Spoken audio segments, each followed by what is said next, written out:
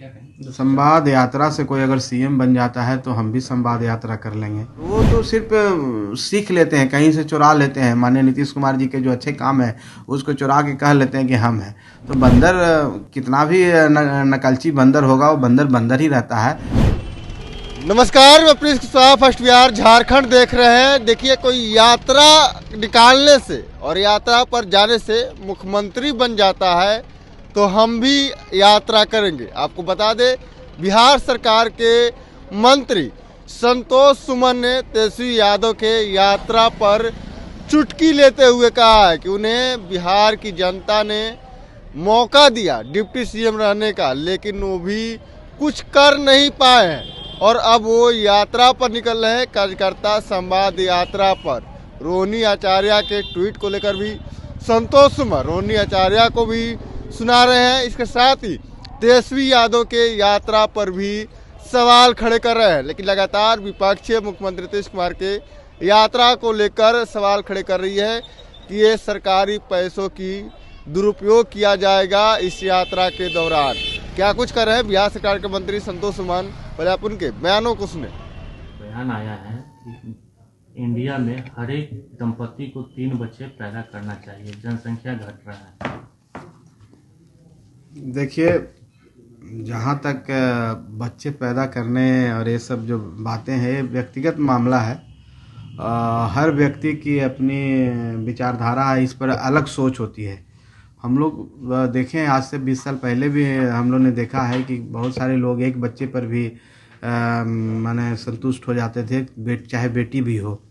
तो ये मामला नितांत हम समझते हैं कि व्यक्तिगत मामला है। माननीय मोहन भागवत जी का कहने का अर्थ कुछ और है। उनका कहने का है कि हम लोग फैमिली प्लानिंग पर चल रहे हैं तो हमारी संख्या कमेगी और किसी की संख्या बढ़ेगी, लेकिन ये व्यक्तिगत विषय है और हम समझते हैं कि इस पर बहुत ज़्यादा टिप्पणी नहीं करनी चाहिए। हमें अपनी आज़ादी है कि हम कितने बच्चे रखेंगे और कितने बच्चे नहीं रखेंगे, क्योंकि हमारी क्या फिनेंशियल कंडीशन है, हम बच्चे पैदा करके कैसे उनको वो शिक्षा दे पाएंगे कि नहीं, वो जीवन शैली दे पाएंगे कि नहीं। तो ये व्यक्तिगत मामला है, इस पर हम समझते हैं कि विचार खुद के लोगों पर, अपने लोगों पर छोड़ देना चाहिए। सीएम बनने के लिए कार्यकर्ता संवाद यात्रा पे निकलने जा रहे हैं, क्या कहें? संवाद यात्रा से कोई अगर सीएम बन जाता है तो हम भी संवाद यात्रा कर लेंगे। ये सब से कुछ होना नहीं है, जनता का विश्वास जीतना होता है और जनता का विश्वास जीतने के लिए वो उस तरह के कार्य किए जाते हैं।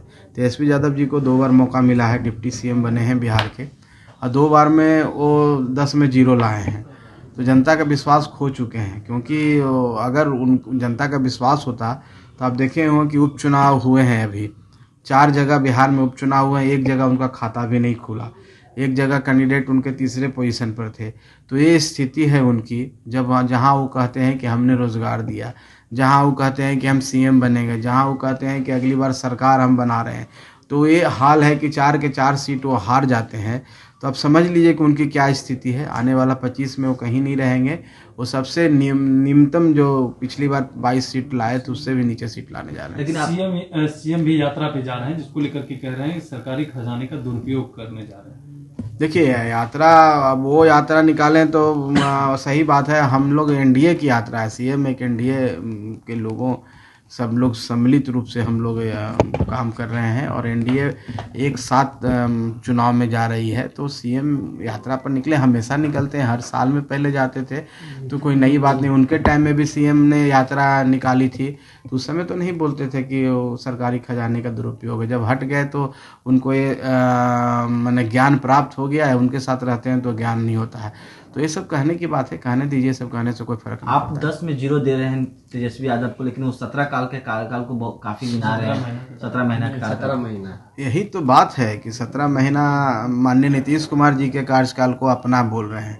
अब जिस व्यक्ति को इतना ही पता नहीं है कि जो हमारे मुखिया माननीय नीतीश कुमार जी थे, जिनके लीडरशिप में सरकार चल रही थी और जिनके लीडरशिप में सरकार ने अच्छा प्रदर्शन किया, चाहे विकास का क्षेत्र हो, चाहे एडमिनिस्ट्रेशन का क्षेत्र हो, किसी भी क्षेत्र में नौकरियों देने का मामला हो, उसको अपना कहने में लगे हुए कि हमने किया हमने किया। और जो व्यक्ति कोई पता ही नहीं है कि लोकतंत्र में जो मुखिया होता है, आप देख रहे हैं कि भारत सरकार माननीय नरेंद्र मोदी जी की अगुवाई में चल रहा है। कहाँ कोई मंत्री बोल रहा है कि हमने किया? नरेंद्र मोदी जी को पूरे दुनिया के लोग जान रहा है, ब्रह्मांड के नेता बनते जा रहे हैं, तीसरी शक्ति भारत बनता जा रहा है, आर्थिक रूप में कहें चाहे और भी रूप में कहें। तो ये तो श्रेय आदरणीय नरेंद्र मोदी जी को न जाता है। तो जो भी कार्य हो रहे हैं, जिस तरह से जंगल राज के वो युवराज हैं और वो जंगल राज से जिस तरह से सुशासन लाने का काम तो माननीय नीतीश कुमार जी ने किया। माननीय नीतीश कुमार जी के शासनकाल में हमारी बच्चियां साइकिल से निकलती थी, हमारी बच्चियां शाम में भी घर से निकल जाती थी। तो अब उसके बारे में क्यों नहीं बोलते हैं? अपने पिताजी के राज के बारे में बोलें कि क्या उन्होंने किया। लेकिन आरक्षण के मामला जिस तरह से सदन में भी देखने को मिला, तेजस्वी यादव 65% की बात कर रहे हैं, तो वो जनता के बीच में अब रखने भी जा रहे हैं कि 65% बहुजन को 75% करना चाहिए, इस तरह की बात कर रहे हैं आरक्षण वाला। ये ज्ञान भी तो माननीय नीतीश कुमार जी से ही सीखे हैं। सर्वे जो हुआ, सर्वेक्षण जो जातिगत सर्वेक्षण किया गया, वो कौन किया? माननीय नीतीश कुमार जी ने किया। और माननीय नीतीश कुमार जी का ये सरकार का एजेंडा था। वो ठीक है, किसी कारण से वो अभी रुका है, तो वो तो सिर्फ सीख लेते हैं, कहीं से चुरा लेते हैं। माननीय नीतीश कुमार जी के जो अच्छे काम है उसको चुरा के कह लेते हैं कि हम हैं।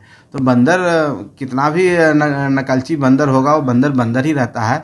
वो कभी माने वो बढ़िया चीज़ नहीं हो सकता है, कभी इंसान नहीं बन सकता है। इसलिए नकल नहीं करें, वो काम करें, जनता के बीच में जाएं, जनता का विश्वास जीतने का काम करें। हम समझते हैं कि अभी उनके पास समय है, 20 साल 25 साल उनकी राजनीति बची है।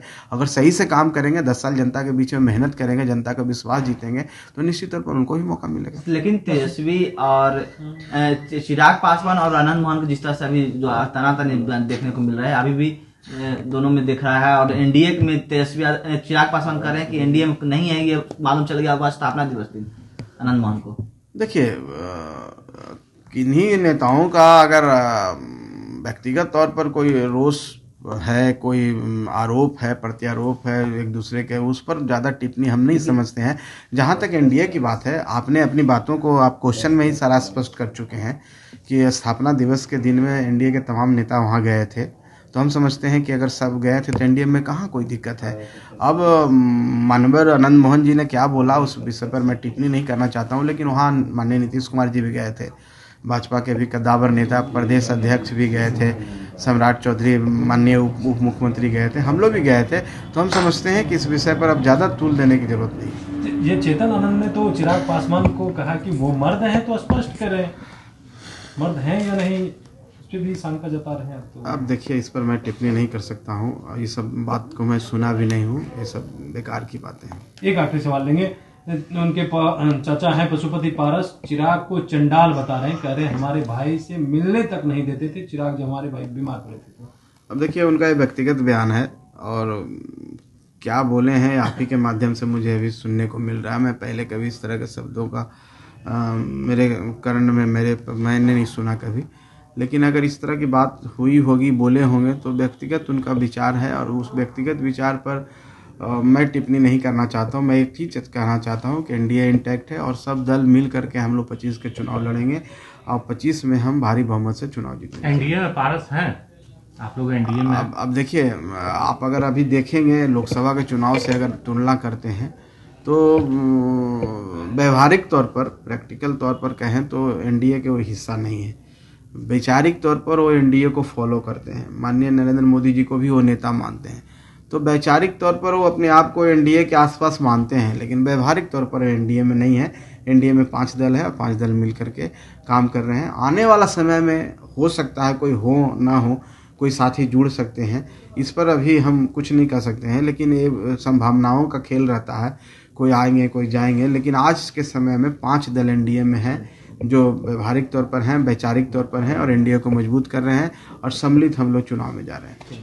तो आपने सुना साफ तौर पे संतोष सुमन मुख्यमंत्री के यात्रा को लेकर भी कहते हुए नजर आ रहे हैं कि इस यात्रा से किसी को दिक्कत नहीं होना चाहिए और यात्रा लोग करते रहते हैं। रोहिणी आचार्य के ट्वीट को लेकर भी कह रहे हैं कि रोहिणी आचार्य जिस तरह से ट्वीट कर रही है वो देखने वाली बात है कि बिहार में सच में 2005 से पहले क्या था।